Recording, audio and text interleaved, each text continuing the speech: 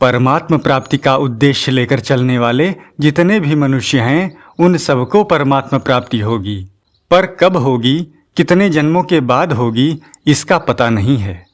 शरीर को अपना और अपने लिए मानते हुए कोई साधन करेगा तो उसको कितने जन्म लेने पड़ेंगे, कितनी योनियां भोगनी पड़ेंगी, इसका कुछ पता नहीं है। इसलिए मेरी शुरू से यही लगन रही है कि मनुष्य को जल्दी परमात्म प्राप्ति कैसे हो। यद्यपि किया हुआ साधन निरर्थक नहीं जाता, तथापि परमात्मा की प्राप्ति जल्दी कैसे हो, यह लगन होनी चाहिए। लगन नहीं होगी तो कई जन्म लग जाएंगे। जो वस्तु कल मिलेगी वह आज मिलनी चाहिए, आज भी अभी मिलनी चाहिए। परमात्मा भी मौजूद हैं, आप भी मौजूद हैं, फिर देरी किस बात की। परमात्म प्राप्ति में देरी की बात मेरे को सुहाती नहीं। जो काम जल्दी हो सके उसके लिए देरी क्यों, जो काम अभी हो सके उसके लिए कल क्यों। श्री शरणानंद जी महाराज ने लिखा है कि जीव ब्रह्म की एकता कभी हुई नहीं, कभी हो सकती नहीं।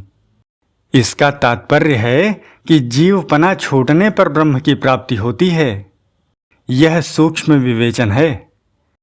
इसी तरह कहा जाता है कि साधु को परमात्मा की प्राप्ति नहीं होती, गृहस्थ को परमात्मा की प्राप्ति नहीं होती, ब्राह्मण को परमात्मा की प्राप्ति नहीं होती, तो इसका तात्पर्य है कि साधुपने का अभिमान रहते हुए परमात्मा प्राप्ति नहीं होती, ब्राह्मण पने का अभिमान रखते हुए परमात्मा प्राप्ति नहीं होती। अभिमान छूटेगा तब प्राप्ति होगी। इन सब बातों को कहने का तात्पर्य यही है कि परमात्मा प्राप्ति में देरी मत करो। आपके कैसे ही पाप ताप हों, आप कितने ही दुर्गुणी दुराचारी हों, पर आपकी लगन लग जाए तो आज परमात्मा प्राप्ति हो सकती है। साध्य की प्राप्ति साधक को ही हो सकती है, ब्राह्मण साधु आदि को कैसे होगी। ब्राह्मण को ब्राह्मण कन्या विवाह के लिए मिल सकती है, पर परमात्मा कैसे मिलेंगे। साधु को भिक्षा मिल सकती है, पर परमात्मा कैसे मिलेंगे। शरीरधारी को परमात्मा की प्राप्ति नहीं होती। साधक शरीरधारी नहीं होता और शरीरधारी साधक नहीं होता। अपने को पुरुष या स्त्री मानेंगे तो परमात्मा प्राप्ति कैसे होगी। मैं स्त्री या पुरुष हूँ ही नहीं, मैं तो भगवान का हूँ, ऐसा भाव होगा तो बहुत जल्दी कल्याण हो जाएगा। अपने को स्त्री या पुरुष मानना तो सांसारिक व्यवहार के लिए है, परंतु पारमार्थिक मार्ग में अपने को स्त्री या पुरुष मानेंगे तो बहुत देरी लगेगी। चिन्मय की प्राप्ति चिन्मय को ही होगी, जड़ को कैसे हो जाएगी। समता की प्राप्ति को बहुत ऊंचा बताया गया है। सेठ जी श्री जय दयाल जी गोयंदका ने लिखा है कि गीता के अनुसार अगर समता आ गई तो दूसरे लक्षण भले ही ना आए, परमात्म प्राप्ति हो जाएगी, और समता नहीं आई तो भले ही दूसरे बड़े बड़े लक्षण आ जाएं, परमात्म प्राप्ति नहीं होगी। वह समता ममता का त्याग करते ही आ जाती है। तुलसी ममता राम सो, समता सब संसार। श्री शरणानंद जी महाराज ने साफ लिखा है कि ममता को छोड़ते ही समता आ जाएगी।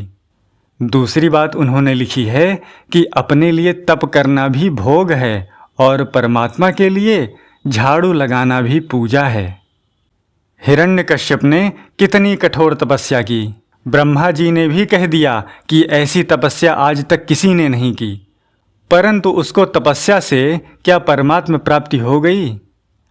उसका परमात्मा प्राप्ति का उद्देश्य ही नहीं था। इन बातों का तात्पर्य परमात्मा प्राप्ति जल्दी करने में है। अगर परमात्मा की प्राप्ति करना चाहते हो तो अपने को स्त्री या पुरुष ना मानकर अपना संबंध परमात्मा के साथ जोड़ो।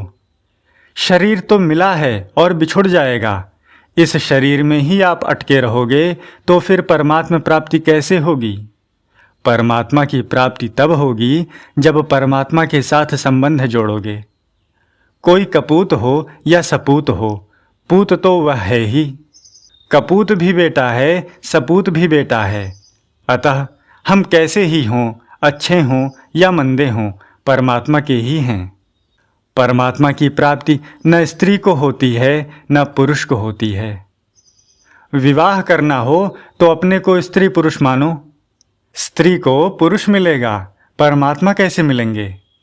पुरुष को स्त्री मिलेगी, परमात्मा कैसे मिलेंगे? परमात्मा तो साधक को मिलेंगे। साधक स्वयं होता है, शरीर नहीं होता। मुक्ति भी स्वयं की होती है, शरीर की नहीं होती। अतः हम न स्त्री हैं न पुरुष हैं, प्रत्युत हम परमात्मा के हैं, परमात्मा हमारे हैं। हम और किसी के नहीं हैं और कोई हमारा नहीं है। जिसको प्राप्त करना हो उसके साथ घनिष्ठ संबंध होना चाहिए। इसलिए परमात्मा के साथ अपना घनिष्ठ संबंध जोड़ो। परमात्मा की प्राप्ति में स्त्रीपना और पुरुषपना दोनों ही बाधक हैं। अपने को स्त्री या पुरुष मानने वाला तो शरीर में ही बैठा है, फिर उसको परमात्मा कैसे मिलेंगे? मैं भगवान का हूँ, भगवान मेरे हैं, यह मान लो तो बड़ा भारी काम हो गया। यह मामूली साधन नहीं हुआ है। भगवान की और आपकी जाति एक हो गई, जो कि वास्तव में है। जाति, कुल, विद्या, संप्रदाय आदि का अभिमान परमात्मा की प्राप्ति में बहुत बाधक है। भगवान जिस जाति के हैं उसी जाति के हम हैं। भगवान के साथ हमारा संबंध असली है, बाकी सब संबंध नकली है। हम भगवान के अंश हैं। ममैवांशौ वांशव जीव लोके। हम संसार के अंश नहीं हैं। हम साक्षात भगवान के बेटा बेटी हैं। सांसारिक स्त्री पुरुष तो हम बाद में बने हैं। सो माया बस भयो गोसाई। यहाँ शंका हो सकती है कि मैं भगवान की बेटी हूँ, ऐसा मानने से अपने में स्त्री भाव रह जाएगा। वास्तव में ऐसी बात नहीं है। अगर भगवान के साथ संबंध मानने से स्त्री भाव रह भी जाए तो वह मिट जाएगा। भगवान का संबंध ऐसा विलक्षण है कि सभी संबंधों को काट देता है। कारण कि सब संबंध झूठे हैं, पर भगवान का संबंध सच्चा है। भगवान ने कहा है कि जीव केवल मेरा ही अंश है। ममैवांशव जीव लोके। सच्ची बात के आगे झूठी बात कैसे टिकेगी? परंतु आप मैं स्त्री हूँ या मैं पुरुष हूँ, इस बात को ही महत्व देते रहोगे तो यह कैसे मिटेगी? यद्यपि मृषा छूटत कठिनाई। इसलिए एक भगवान के सिवाय दूसरे का सर्वथा निषेध कर दो। मेरे तो गिरधर गोपाल दूसरो न कोई। भगवान मिलें चाहे उम्र भर न मिलें, दर्शन दें चाहे ना दें, पर हम तो भगवान के ही हैं। भरत जी कहते हैं, जानहु राम कुटिल करि मोही, लोग कहो गुर साहिब द्रोही। सीता राम चरण रति मोरे, अनुदिन बढ़ाऊ अनुग्रह तोरे। हम जैसे हैं भगवान के हैं। अच्छे हैं तो भगवान के हैं, बुरे हैं तो भगवान के हैं। जैसे विवाहित स्त्री भीतर से अपने को कुंवारी नहीं मान सकती, इसी तरह भक्त भगवान के सिवाय दूसरे को अपना मान सकता ही नहीं। झूठी बात कैसे माने?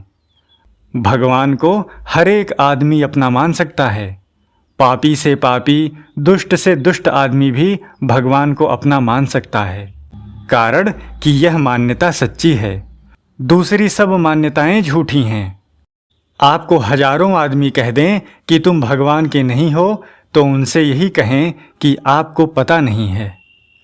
भगवान भी कह दें कि तुम हमारे नहीं हो, तो उनसे कहें कि आपको भूल हो सकती है, पर मेरे को भूल नहीं हो सकती। इतना पक्का विचार होना चाहिए। अस अभिमान जाई जनि भोरे, मैं सेवक रघुपति पति मोरे। इस तरह दृढ़ता से भगवान में अपनापन हो जाए तो फिर परमात्मा प्राप्ति में देरी नहीं लगेगी।